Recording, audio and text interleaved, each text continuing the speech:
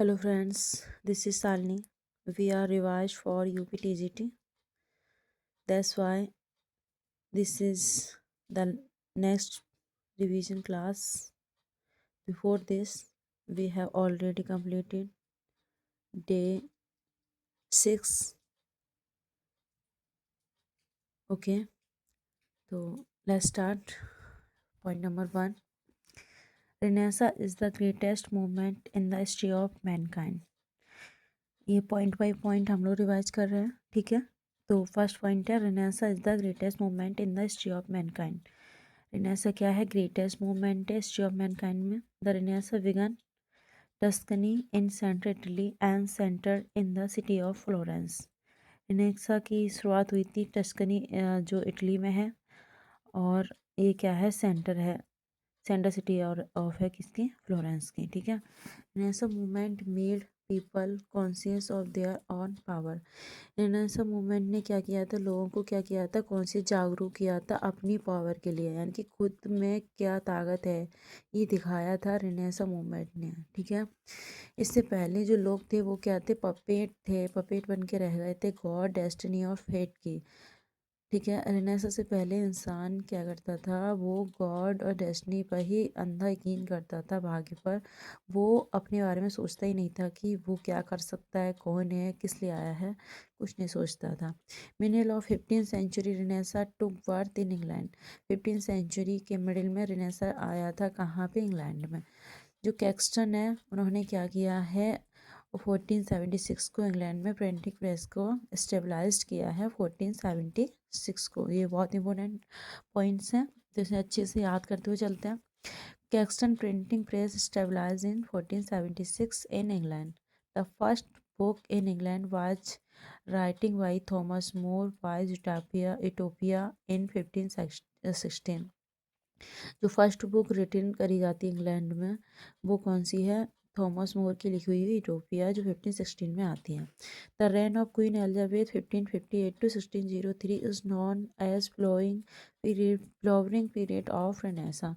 जो queen Elizabeth का जो टाइम पीरियड है वो है 1558 से 1603 तक, जो जाना जाता है flowering period of renaissance. Renaissance के फ्लावरिंग पीरियड का टाइम जाना जाता है। रेनेसां का मतलब होता है rebirth, okay. The renaissance began in the 14th century in Florence Italy. Renaissance की शुरुआत हुई थी 14th सेंचुरी में फ्लोरेंस में, जो कि इटली में है, okay. Renaissance movement give a new conception of man as humanism. Renaissance movement ने लोगों को एक न्यू कंसेप्शन दिया था जिसका नाम था ह्यूमनिज्म, ओके। नेक्स्ट पॉइंट पर चलते हैं।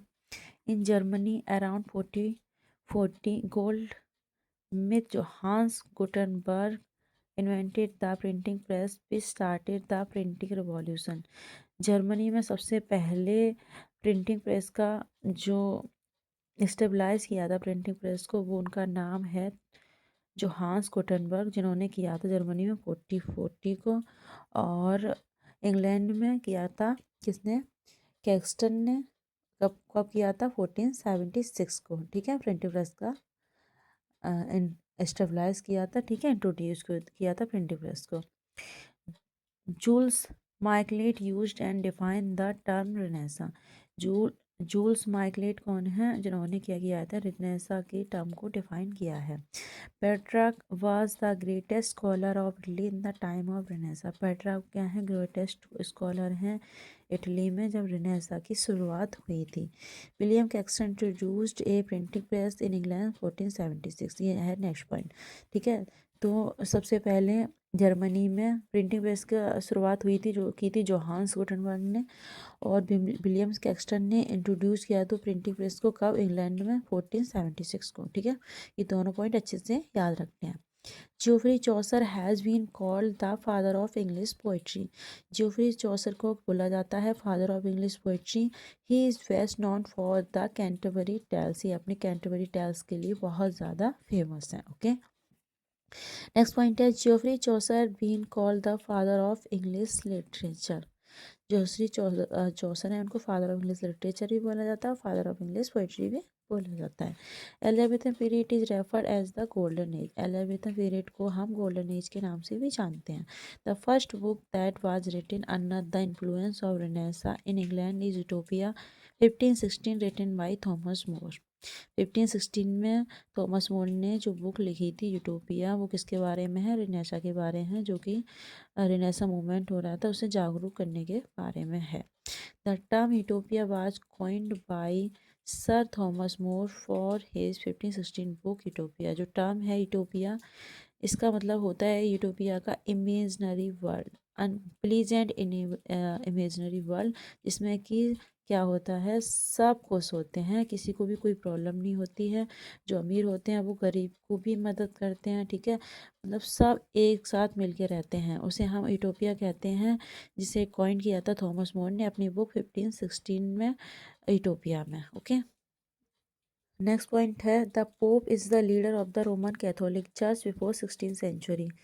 जो पोप होते थे, फादर होते थे चर्च के, वो क्या होते थे? लीडर होते थे 16 सेंचुरी से पहले, यानी कि रेनेसा आने से पहले। Okay, reformation movement is England the churches back away from the authority of pope and Roman Catholic church. तो 16 सेंचुरी में क्या आया था? रोमन कैथोलिक चर्च में रिफॉर्मेशन आया था। तो रिफॉर्मेशन में क्या किया गया था? जो जो फादर होते थे, जो अथॉरिटी होती थी चर्च की, उस पर क्या किया गया था? उसके अगेंस्ट जो मूवमेंट किया गया था उसे क्या बोला जाता है? रिफॉर्मेशन बोला जाता है। Okay, reformation movement is also known as religious and political movement in England. Reformation जो मूवमेंट है उसे क्या बोला जाता है? रिलीजियस और पॉलिटिकल मूवमेंट बोला जाता है, क्योंकि पॉलिटिकल जो लोग थे और रिलीजियस लोग थे, वो क्या कर रहे थे? वो अपने रोज चला रहे थे इंग्लैंड में, और आम जनता को अंधविश्वास में डाले हुए थे, ठीक है। रिफॉर्मेशन मूवमेंट रिलीजियस मूवमेंट है, और जो रिनेसा मूवमेंट है वो क्या है? एक ह्यूमनिज्म मूवमेंट है। Okay, Martin Luther stood up against the false doctrine of Catholic church. Martin Luther किसके? जो फाल्स डॉक्ट्राइन थे कैथोलिक चर्च के, जो गलत चीज़ें थी, उसके अगेंस्ट खड़े हुए थे। मार्टिन लूथर बहुत इंपॉर्टेंट नेम है, याद रखना है। जब भी रिफॉर्मेशन मूवमेंट की बात आएगी, मार्टिन लूथर का नाम बहुत अच्छे से याद रखना है, क्योंकि ये अगेंस्ट गए थे कैथोलिक चर्च के। On Wittenberg church door Martin Luther ने love his list of criticism. इन्होंने क्या किया था? विटनबर्ग के जो चर्च डोर है, उनका गेट है, वहाँ मार्टिन लूथर ने क्या कर दिए थे? अपने जो जो उनकी वो थे, अपने जो क्रिटिसिज्म की जो बुक, वो लिस्ट थी इन्होंने, जिसके अगेंस्ट थी चर्च के, वो चर्च के डोर पे लगा दी थी। किसने? मार्टिन लूथर ने, ठीक है। इन 1517 Martin Luther nails up his list of criticism. 1517 में क्या किया था? चिपकाया था अपनी लिस्ट को क्रिटिसिज्म की, जो चर्च के अगेंस्ट थी। कहाँ पे? चर्च के गेट पे, ठीक है। John Wycliffe list first attack the papacy and the prevailing corruption in church. John गाइल जो वाइक्लिफ हैं, वो फर्स्ट हैं जिन्होंने कि क्या किया था? जो करप्शन चल रहा था चर्च में, उस पर अटैक किया था, उसके खिलाफ आवाज़ उठाई थी। John Wycliffe is called the morning star of reformation. तो मॉर्निंग स्टार ऑफ रिफॉर्मेशन किसे बोला जाता है? जॉन वाइक्लिफ को बोला जाता है। मॉर्निंग स्टार ऑफ रेनेसा किसे बोला जाता है? जोफ्री चौसर को बोला जाता है, और जॉन वाइक्लिफ को मॉर्निंग स्टार रिफॉर्मेशन बोला जाता है। Okay, Henry eight broke with Roman Catholic Church because it did not allow king a second marriage। Henry eight ने रोमन कैथोलिक का इसलिए विरोध किया था क्योंकि जो चर्च है वहाँ सेकंड शादी क्या थी? सेकंड मैरिज अलाउ नहीं थी। तो इस वजह से हेनरी एट ने चर्च के खिलाफ गए थे, क्योंकि वो चाहते थे शादी करना, ठीक है। नेक्स्ट पॉइंट है the Canterbury Tales is a collection of 24 story that runs to over 1700 lines 17,000 1700 17,000 lines written in Middle English by Geoffrey Chaucer between 1787 and 1400. Okay, तो कैंटरबरी टेल्स क्या है? एक 24 स्टोरी का कलेक्शन है, ठीक है। इसमें 24 कहानियाँ हैं कैंटरबरी टेल्स में, और इसमें जो लोग थे वो कितने थे? 30 थे, ठीक है। 29 लोग थे, और एक नरेटर यानी कि जोफरी चौसर, यानी कि कुल मिला के 30 लोग थे। और उसकी जो स्टोरी है वो कितनी है? 24 मिलती है, ठीक है। इसमें क्या हुआ था, जो कैंटरबरी टेल्स को जो पिलग्रिम्स का जो ग्रुप है वो जा रहा था, तो उन लोगों ने कहा था कि दो दो स्टोरी सब लोग सुनाएंगे, लौटते में दो दो, और दो दो जाते में। लेकिन कहा सारी स्टोरी नहीं मिलती हैं, ओनली 24 स्टोरी ही मिलती हैं कैंटरबरी टेल्स में, जिसमें क्या है? 17,000 लाइन्स हैं, ठीक है। तो ये मिडिल इंग्लिश पीरियड में लिखा गया था 1387 टू 1400 में, जो कि लिखा था जोफरी चौसर ने, ठीक है। क्योंकि ये भी इसमें शामिल थे, जो पिलग्रिमेज का जो ग्रुप था उसमें जोफरी चौसर भी शामिल थे, ठीक है। In 15th and 16th century miracle play were represented. 15th-16th century में मिराकल प्ले आए, ठीक है, रिप्रेजेंट किए गए। Miracle play also called saints play. इसमें क्या होती थी? जो जो मिराकल प्ले को सेंस प्ले के नाम से भी जाना जाता है। Miracle play present a real fictitious account of the life of martyrdom of saint. इसमें क्या होती थी? कहानियाँ जो जो शहीद हैं और जो संत हैं उनकी कहानियाँ होती थी, ठीक है। जो संतों की शहीद होने की जो कहानियाँ हैं, ठीक है, वो होती थी क्या? मिराकल प्लेस में। Saint Nicholas also called Nicholas of Bari और Nicholas of Myra, was 14th century Christian वाइसो। सेंट निकोलस को वो निकोलस ऑफ वरी और निकोलस ऑफ मायरा बोला जाता है। वो 4th सेंचुरी क्रिश्चियन बिशप हैं, ठीक है। In many century childrens receive gift on December 6 saint Nicholas day. December 6 को क्या किया जाता है? निकोलस डे मनाया जाता है बहुत सारी कंट्रीज में, जिसमें कि बच्चों को गिफ्ट दिए जाते हैं, okay. Henry eight when English miracle play. Henry eight ने क्या किया है? इंग्लिश मिराकल प्ले को क्या कर दिया था? बैन कर दिया था। वर्क और राइटर। डॉक्टर फास्टर किसने लिखा है? क्रिस्टोफर मार्लो ने लिखा है। Friar Bacon, Robert Greene. Unfortunate traveller लिखा है थॉमस नास ने। The arrangement Paris, George Peele ने। The Spanish tragedy, Thomas Kyd ने। The term university which was coined by George Saintsbury, a 19th century journalist and author. जो university terms है, जिसमें कि 7 क्या हैं? मेंबर हैं, ठीक है, जो कि ऑक्सफोर्ड और कैम्ब्रिज यूनिवर्सिटी से पढ़े हुए हैं, ठीक है। तो इस टर्म को यूनिवर्सिटी विच टर्म को कॉइन किया था 19th सेंचुरी की क्रिटिक जॉर्ज सेंसवरी ने, ठीक है, ओके। नेक्स्ट पॉइंट पर चलते हैं। नेक्स्ट पॉइंट है, it is an old saying, if there is no Marlowe there is no Shakespeare. ये कहावत है, कही जाती है कि अगर मार्लो भी ना होते तो शेक्सपियर भी ना होते। George Peele wrote the play Edward first जो प्ले है वो लिखा है जॉर्ज पील ने। Elizabethan age in English literature is called nest of singing birds. Elizabethan age को इंग्लिश लिटरेचर में नेस्ट ऑफ सिंगिंग बर्ड्स के नाम से भी जाना जाता है। Sir Thomas Wyatt and Henry Howard introduce sonnet England, both are known as father of English sonnet.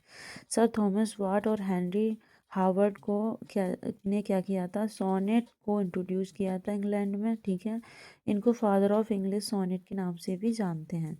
Philip Sidney Astrophel Stella is an English sonnet sequence containing 108 sonnets and 11 songs।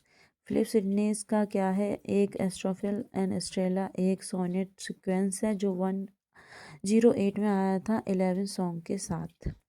एमरोटी is the title of the collection of sonnet of Spenser. Amoretti Spenser की sonnet है, ठीक है। Edward Spenser was an English poet known for the Faerie Queens. Edward Spenser जाने जाते हैं अपने epic for the Faerie Queene के लिए। 89 sonnets are there in Amoretti. Amoretti में कितने हैं? 89 सोनेट्स हैं। Rhyming pattern of Spenserian sonnet A B B C D E E E. Okay, B C D E. ये क्या है? स्पेंसरियन सोनेट की राइमिंग स्कीम है। ठीक है। William Shakespeare is called the greatest sonneteer of Elizabethan age. 154 sonnet Shakespeare compose. William Shakespeare के कितने sonnet है? 154 हैं। ठीक है, एलिजाबेथन एज में आए थे। ओके, 1 से 126 डेडिकेट किए गए हैं मिस्टर WH को, और 127 से 152 तक डेडिकेट किए गए हैं डार्क लेडी को। ठीक है, सोनेट। नेक्स्ट पॉइंट है, ये सोनेट है 40 लाइन्स। सोनेट 40 लाइन्स की एक पोएम होती है। 3 क्वार्टरन एंड ए राइमिंग कपलेट। इसमें 3 क्वार्टरन होते हैं और 1 कपलेट होती है। 3 क्वार्टरन यानी कि एक क्वार्टरन में 4 लाइन्स होती हैं। ठीक है, कपलेट में 2 लाइन्स होती हैं। नेक्स्ट पॉइंट है, राइमिंग स्कीम और इंग्लिश सोनेट। शेक्सपियर की सोनेट है, को ही इंग्लिश सोनेट के नाम से जाना जाता है। तो इसमें A B C D E F G ये इनका राइमिंग पैटर्न है। ठीक है, विलियम शेक्सपियर का। Francis Bacon called the father of English essay. Bacon is known for aphoristic style in his essay. Father of English essay बोला जाता है। ठीक है, फ्रांसिस बैकन को। और इनका जो एफ्रोस्टिक स्टाइल है ऐसे का, इसके लिए जाने जाते हैं। बैकन से study serve for delight, for ornament and for ability. Bacon की लाइन्स है, स्टडी क्या है? Study serve for delight, for ornament and for ability. ये फ्रांसिस बैकन का स्टेटमेंट है। द नवम और Organum is a philosophical work by Francis Bacon. The Novum Organum, ये क्या है? फ्रांसिस बैकन का फिलोसॉफिकल वर्क है। Written in Latin and published in 1658 as written by bacon. ठीक है, 1620 में आया था। 58 ऐसे हैं, किसने लिखे हैं?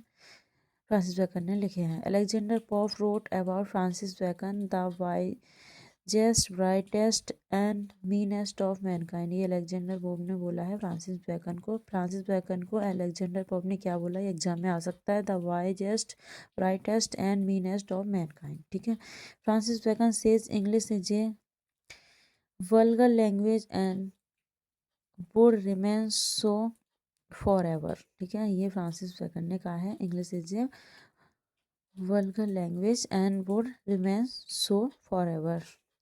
तो आज का वीडियो हम यहीं तक रखते हैं, मिलते हैं नेक्स्ट वीडियो में। Okay guys, thank you so much for watching.